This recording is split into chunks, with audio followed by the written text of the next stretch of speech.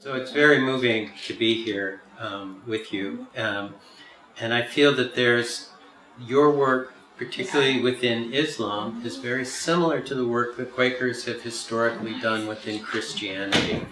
In terms of religion can be both a blessing and it can also be a curse when it turns into fanaticism and disrespect for other peoples and people who have somewhat different beliefs.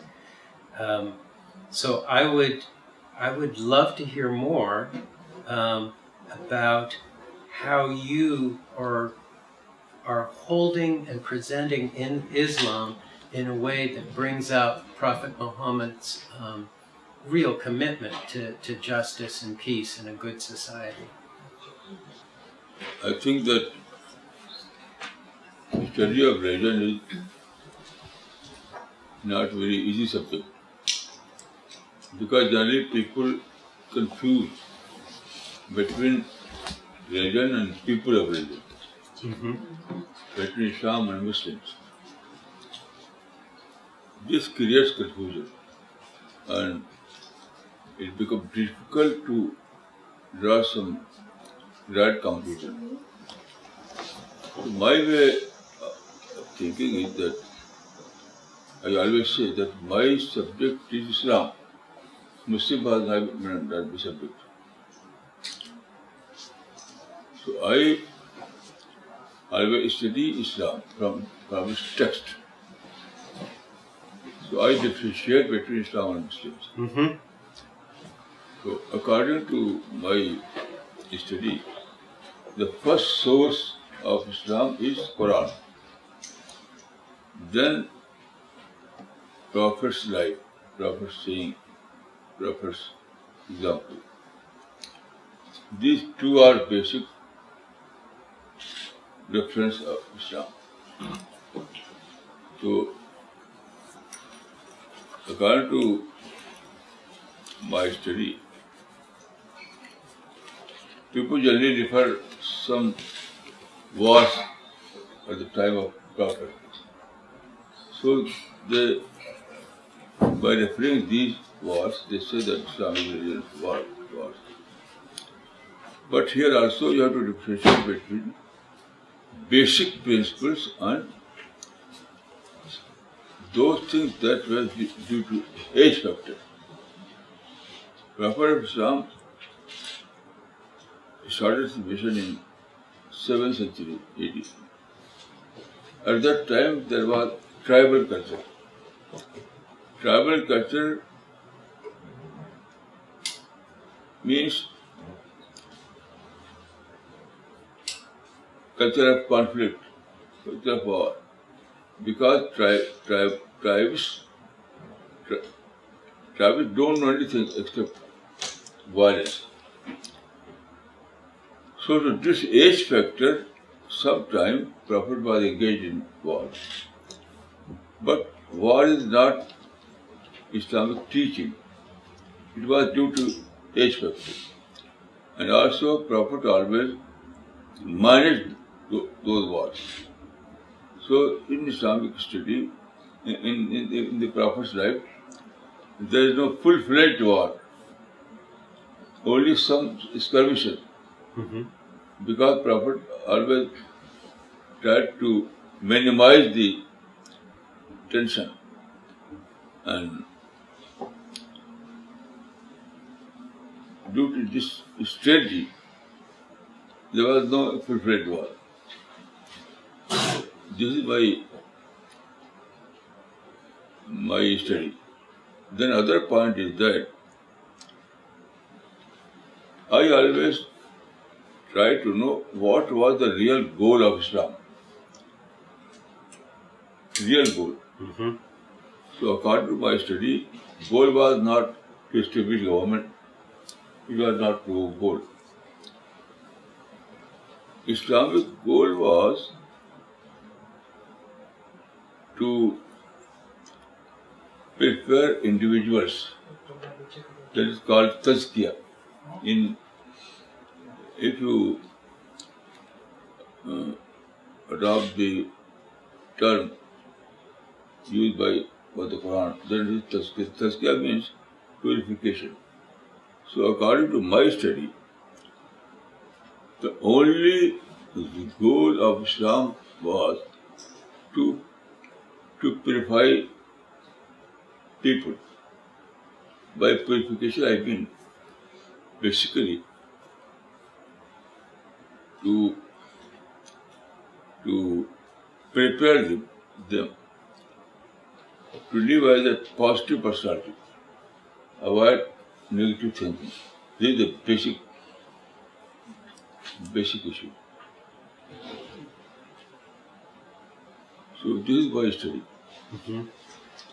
I think so, and I very much like the distinction between, you know, a religious truth and tradition and in the individuals. In the scriptures about Jesus, the Gospels about Jesus, he's quoted as saying, "Many people say, 'Lord, Lord, Lord,' but they will not be saved. The people who treat the least of these well and who take care of the orphan and the widow and are peacemakers," that's what he felt was more fundamental than just sort of adoring or having a certain almost idolatry around people. And so that distinction, I think, is an important one. In your work with the Center for Peace and Spirituality, what is your method of helping people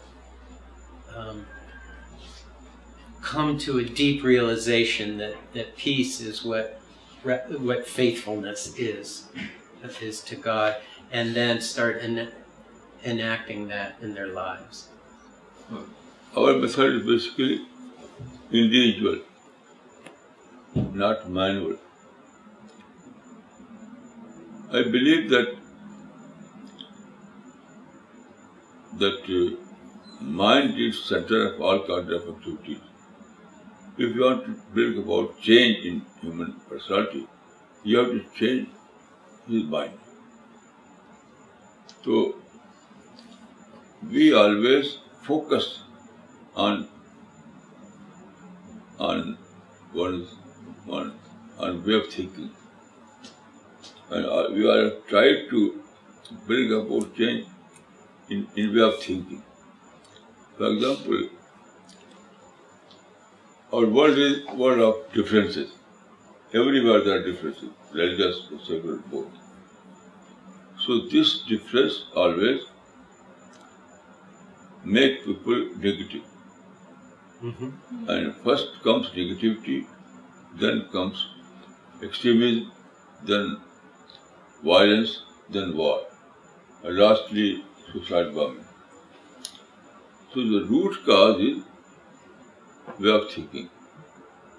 So we try to re-engineer their mind. By re-engineering of mind, I mean that we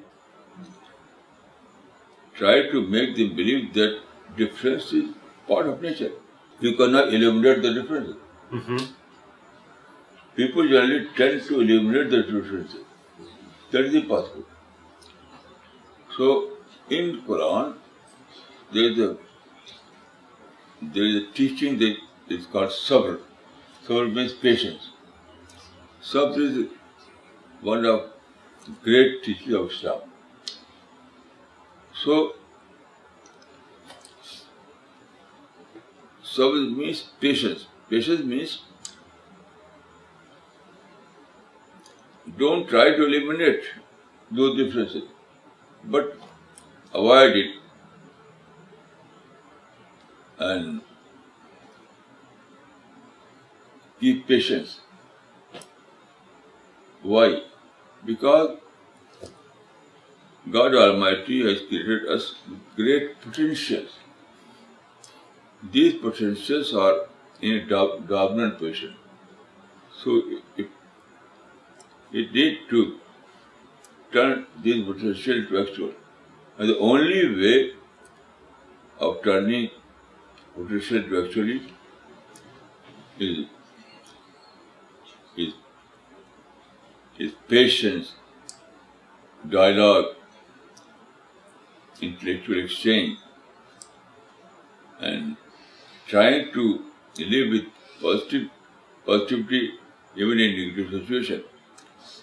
So it is this process that leads to tazkiyah, that is to prepare one's personality. Mm-hmm. This is in short our way to readjust the people's mind and to make them to live with differences with positive mind. Excellent, thank you.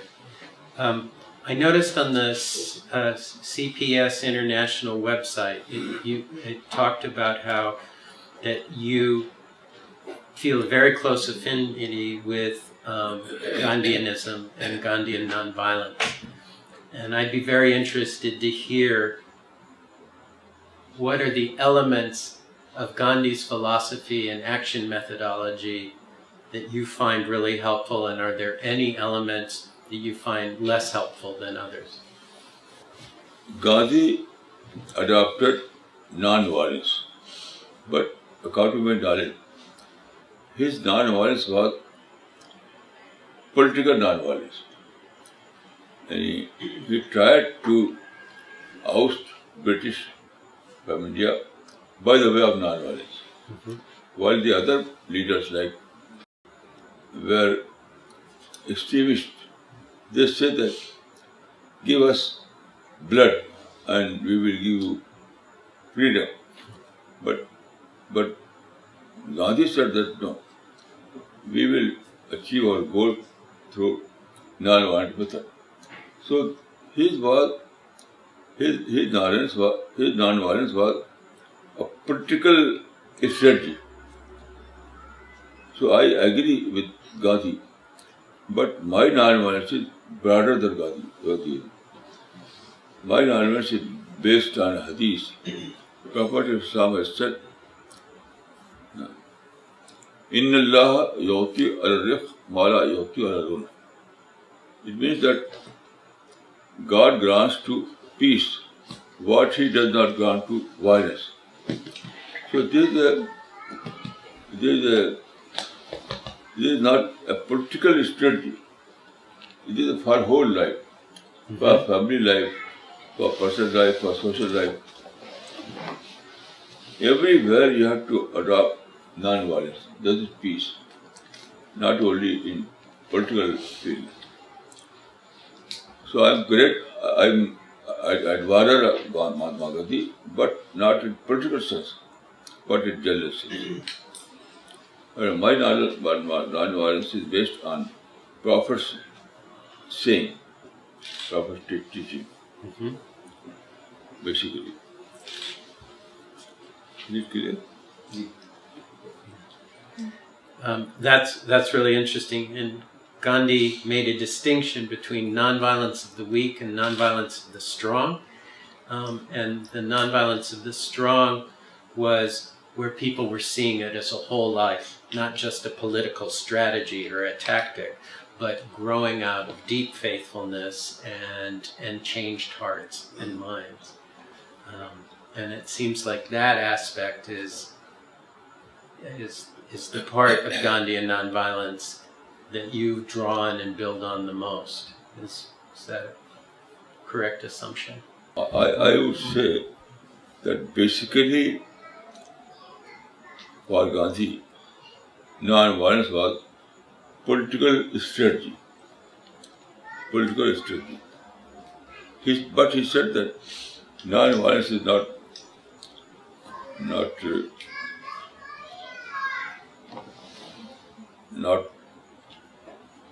for weak people. It is also for strong people.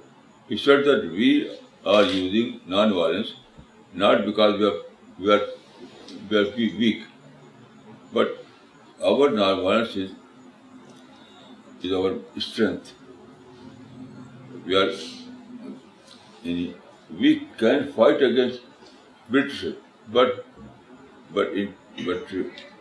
I never use. But I've decided that we will not use arms against British, but we will use the non-violent strategy. So this differentiation was in a limited sense. According to my study, his non-violence was political strategy. He said that our non-violence is not because of our weakness, but we are strong enough to fight Britishers, but we have decided not to use arms. So basically his non-violence was political strategy. He only justified his violence, he justified his non-violence by saying that we are not weak, we are strong. So he said it in a limited sense. Is it clear? One of the things I'd be interested in is, as people that you work with are changing hearts and minds and changing the individual, how does that show up as changed behavior in their communities and families and social life? We believe in two stages. At the first instance, we try to bring about change in individuals. Then, when a substantial number of individuals are changed, then it is bound to percolate in society. So he works, he says there are two classifications, There's a vertical way of working and then there is a horizontal way of working. You can't straight away go on to the vertical way of working. You have to work on a horizontal level. Eventually, over a period of time, then it moves up to the top, to the leaders and all. So, one example is the Kashmir example that, he's been working on. So, he's been working on the horizontal level. Now, gradually it's moved up to, some local leaders who would be, giving fiery speeches. We never used the state activism in Kashmir. Never. We always tried to address individuals' mind. But after some time, when the number of individuals increased, then there was a popular movement. So, working on the individuals, then it became, a popular movement. So, that's how, the lives of the people got transformed and they changed. He's saying that we didn't do street activism because Gandhian, one aspect of Gandhian this thing is civil disobedience, which is part of it is street activism. That you go out, marches and this. So he says that we didn't do street activism. We just re-engineered individual minds. So our non-violence is of non-violent working, telling people to change non-violently. Through literature, but not street activism. So he says that he admires Gandhi a lot. And the only difference is that Gandhi took, to the mass level. And his methodology was street activism. So he says that his approach is not the mass level or the street activism. His approach or his methodology is more from the outset he adopted street activism. Yeah. So it was right at the outset. It was mass level street activism, going to the masses. But his approach is more individual based approach.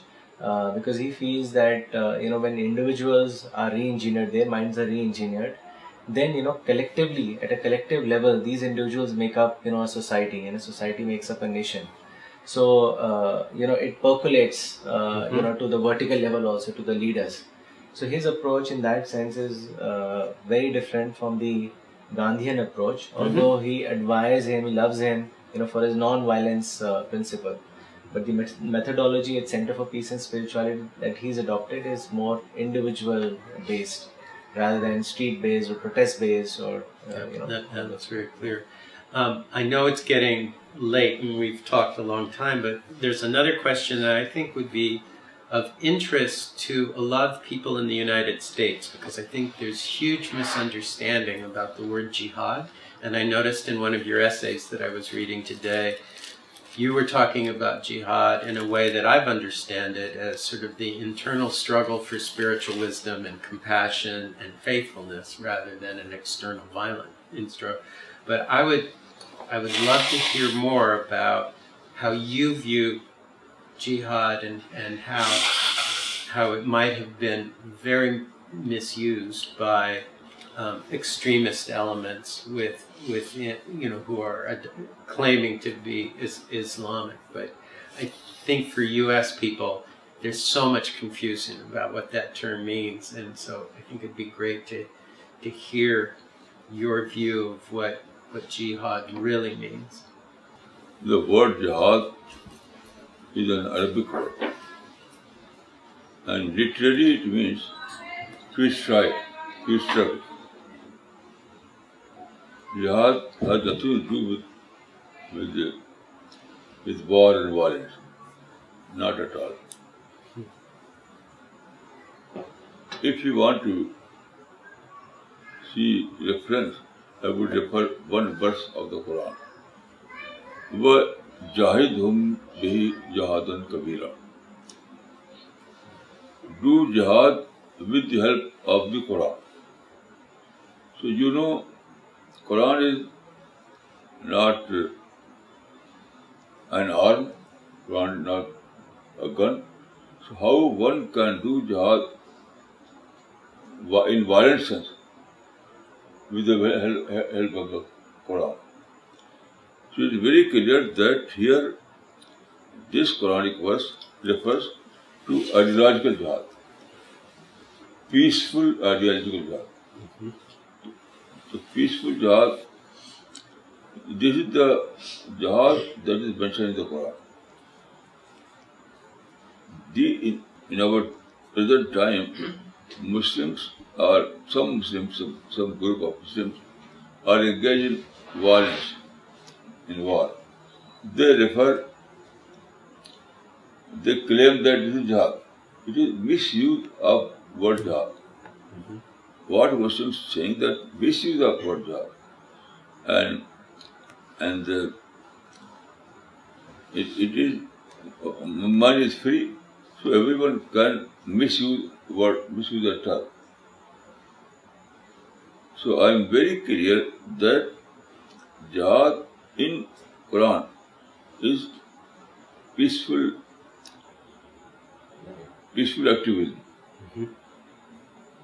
And those who are engaged in violence, they misuse the word jihad.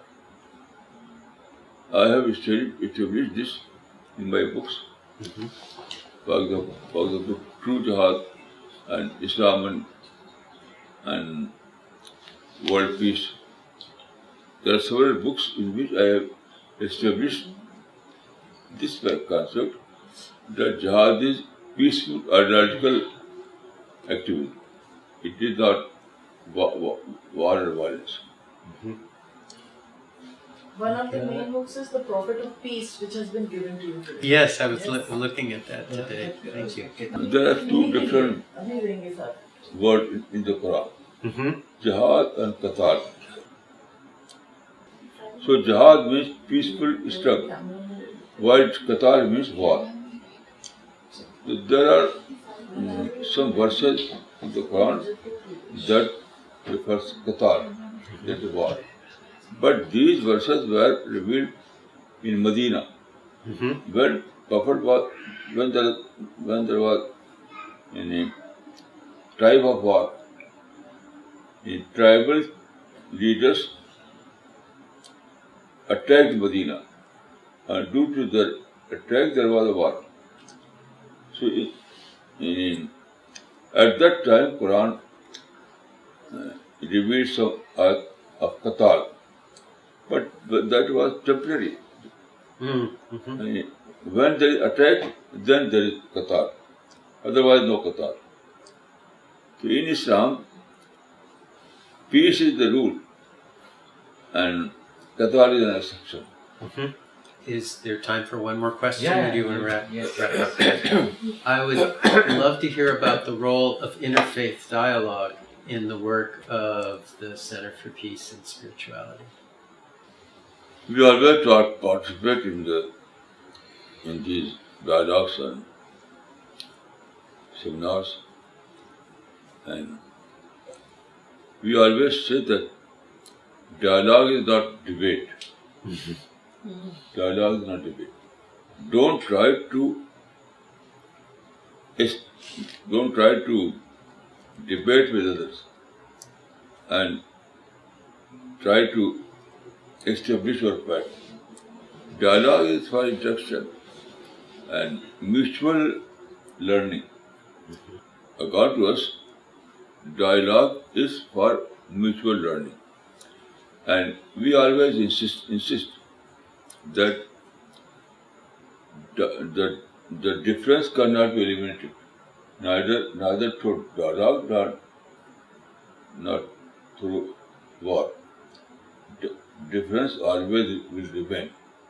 So don't try to eliminate the differences, but avail it as a mutual learning. This is our stand in this regard. Thank you. This has been really helpful, and I appreciate everyone here. And we loved getting the books that you gave us about the work you were doing. And we just wanted to give this group, this is a pamphlet that Pendle Hill, from a series that Pendle Hill publishes. And then there's also a book which is an introduction to the Quaker way that Thank you.